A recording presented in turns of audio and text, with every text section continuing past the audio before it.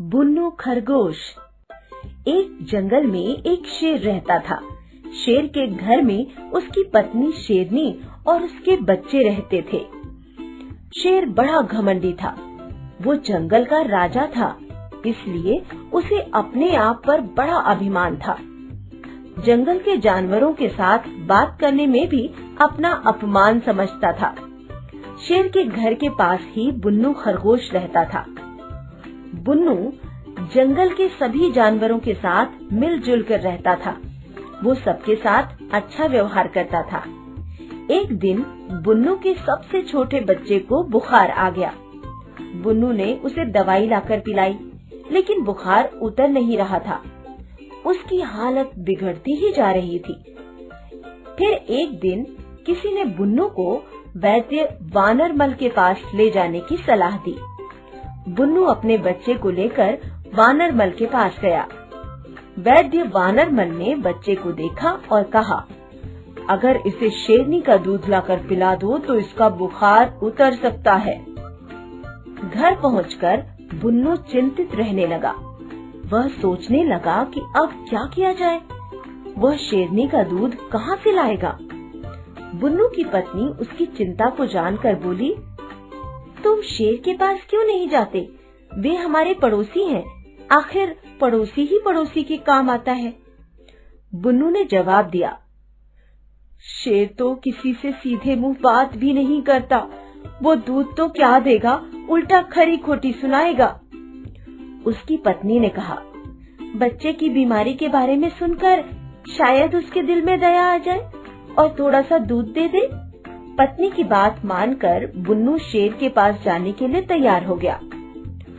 अगले दिन बुन्नू शेर के घर पहुंचा और विनम्र निवेदन करते हुए बोला, महाराज, मेरे बच्चे को तेज बुखार है, जिसके कारण उसकी हालत बहुत ही खराब हो गई है। वैद्य वानरमल जी ने बताया है कि उसका बुखार शेरनी का दूध पीने से ही उतरेगा। यदि महारानी जी का थोड़ा सा दूध मिल जाता तो आपकी बड़ी कृपा होती। शेर गुस्से से तिलमिला उठा। उसने खरगोश को दुत्कारते हुए कहा, जा भाग जा यहाँ से। बड़ा आया शेरनी का दूध मांगने। शेरनी का दूध केवल शेर के बच्चों के पीने के लिए है, ना कि खरगोश के बच्चों के लिए। चुपचाप चला जाए यहाँ से। बुन्नू मायूस होकर अपने घर लौट आया। कई दिनों तक बीमार रहने के बाद आखिर एक दिन बुन्नू खरगोश के बच्चे की मृत्यु हो गई। बुन्नू इस बात को भुला नहीं पाया। धीरे धीरे समय बीतता गया। कई वर्ष बीत जाने के बाद एक दिन शेर के बच्चे को भी वैसा ही बुखार आया जैसा कि बुन्नू खरगोश के बच्चे को आया था। शेर ने अपने बच्चे को बुखार उतरने की दवाइयाँ दी, लेकिन बुखार बढ़ता ही जा रहा था। आखिर शेर ने वैद्य वानरमल को अपने बच्चे की बीमारी ठीक करने के लिए बुलवाया। वैद्य ने देखकर कहा, यदि इसे तुलसी की पत्तियों का रस पिलाएं तो इसका बुखार उतर जाएगा। शेर चिंतित होकर सोचने लगा कि तुलसी की पत्तियां कहाँ मिलेंगी। चिंता में डूबा शेर तुलसी की पत्तियां ढूंढने जंगल में यहाँ वहाँ भटकने लगा। पूरा दिन ढूंढ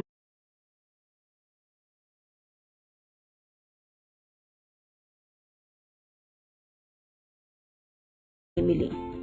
अपना सा मुंह लेकर वो घर लौट आया।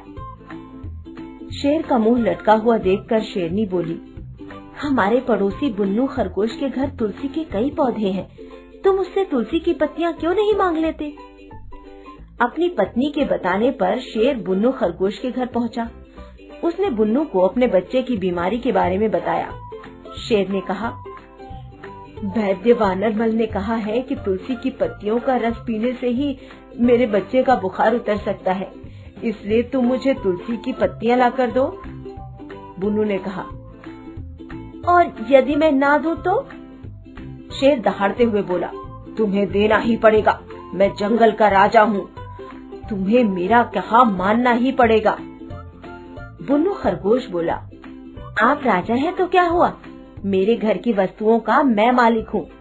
मेरे पास जो कुछ भी है उस पर सिर्फ मेरा अधिकार है। शेर खामोश हो गया। उसे बुन्नू की बात सही लगी। वो चुपचाप बुन्नू की तरफ देखता रहा। बुन्नू ने आगे कहा, लेकिन मैं आपकी तरह नहीं करूँगा। मैं आपके बच्चे के लिए तुलसी की पत्तियां जरूर दूंगा। याद कीजिए, एक दिन मेरा बच्चा भी बहुत बीमार था। मैं भी आपके पास शेरनी का दूध लेने गया था, लेकिन आपने मुझे झिड़क कर भगा दिया था। यदि मेरे बच्चे को शेरनी का दूध मिला होता तो आज वो जीवित होता। अपने बीमार बच्चे को तड़प तड़प कर मरते देखकर जो दर्द मैंने महसूस किया है ना, वो दर्द मैं किसी और को नहीं देना चाहता। आप तो फिर भी मेरे पड़ोसी हैं। पड़ोसियों को एक दूसरे की मदद करनी चाहिए।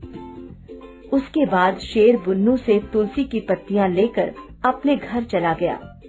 शेर का बच्चा तुलसी की पत्तियों का रस पीकर स्वस्थ हो गया।